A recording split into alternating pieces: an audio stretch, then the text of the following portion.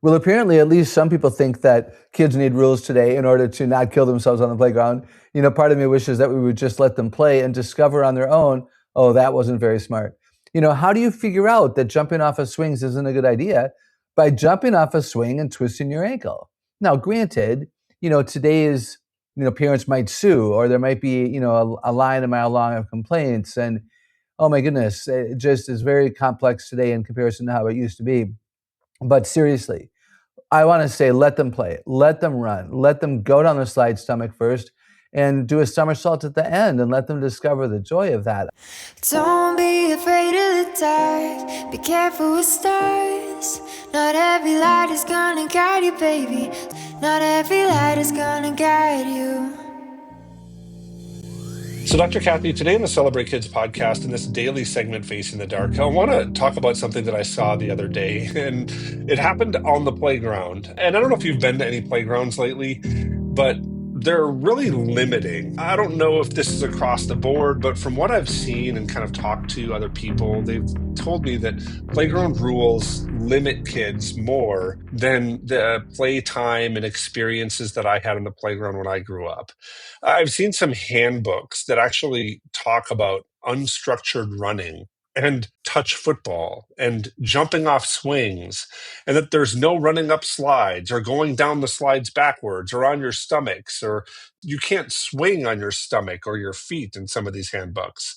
They talk about twisting on the swings or swinging sideways or sitting on top of the monkey bars, playing tag or roughhousing of any kind. All of it is really restricted or diminished, or they can't do it.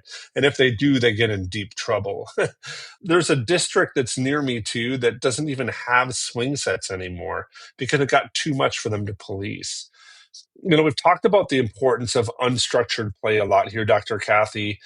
And I want to ask you, should playgrounds be free for alls for kids to run around and kind of experience the world as they see fit? Or is there a need for adults with whistles so that we don't have some kind of Lord of the Flies situation and there's like three kids that don't come back from recess, because they were voted off the island or something? What do we need here to help our kids engage in this? Is there a need for unstructured play, or should we have some of these parameters? Well, apparently, at least some people think that kids need rules today in order to not kill themselves on the playground. Part of me wishes that we would just let them play and discover on their own, oh, that wasn't very smart. How do you figure out that jumping off of swings isn't a good idea? By jumping off a swing and twisting your ankle.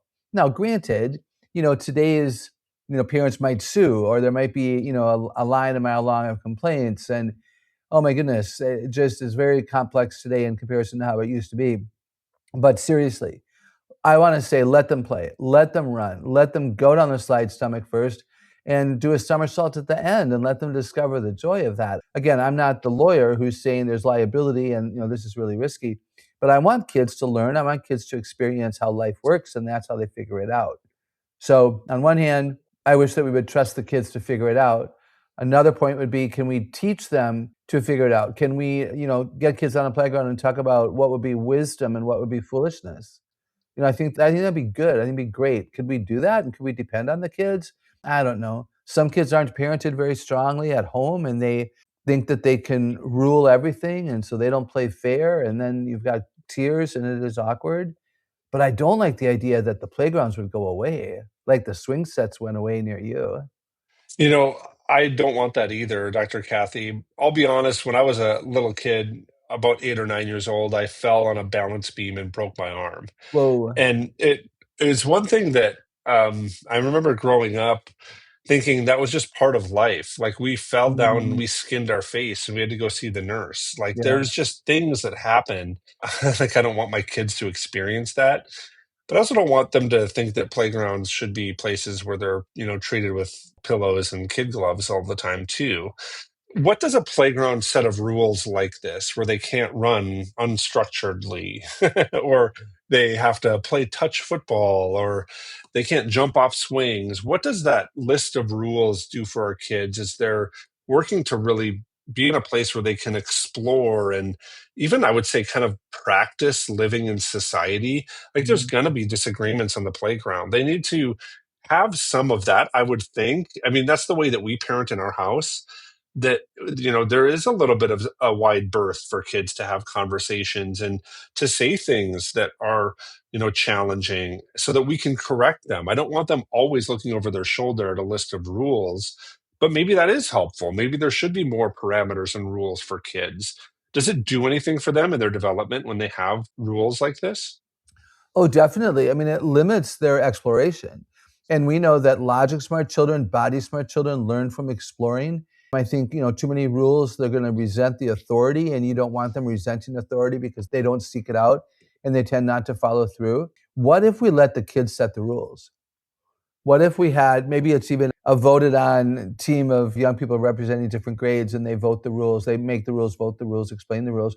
Or maybe it's, you sit down with every third grader and you talk about what is wise and unwise, what is smart and not smart activity on the playground, and get them to think themselves and get them to realize, oh yeah, if I go down on my stomach, I'd be face first. If I'm not paying attention, face and gravel, that's not a good idea.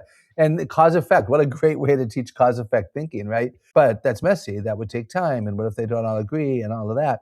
But what a list of rules does to kids is limit their freedom, limit their exploration, limit their confidence. Now they're always looking around and, boy, would this be safe? The other thing that I think is going to happen, Wayne, what do you think? I think they're going to go down the stomach. I think they're going to go down the slide stomach first when no one's watching. I think they're going to, unstructured running when they think that the educators or the parents are distracted, and they're going to figure it out on their own. But disobedience isn't good, right?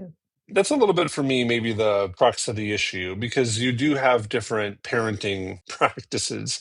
And I just can see my kids, because we have a little bit of a wider berth for them, getting in, significant trouble on the playground, because when we go to the playground, there's a little bit of an expectation that the point of going to the playground is to come back limping. Like, you should go there and play so hard that you're coming back. Oh, I'm a little bit hurt today. Or, man, my sister and I are playing tag and we were so competitive, and now she's angry with me because I beat her up the slide. Like, there's a little bit of that, I think, that is forming and shaping for our kids, at least for our kids. So when they go to a place where there's a lot of rules and a list of rules, that they're totally going to be in that place where they're going to say, my dad's fine with this, and then I'm going to get in trouble because I let them do all these things. But it kind of makes me wonder, like, how would you encourage parents then kind of looking at this, especially with playgrounds and all of this? I mean, there's kind of like a point. What is the point of a playground? Isn't it to, run around and jump around? Isn't it to really run with unstructure and, explore a little bit? And I think that kind of brings to the point of, like, we have the playground. What's recess? Like, there's a significant point inside of, especially a grade schooler's life, where there should be exercise outside. But if there are so many rules that they can't run unstructured, Um, I wonder what that looks like. So give me a picture of this. How does this impact kids in their development?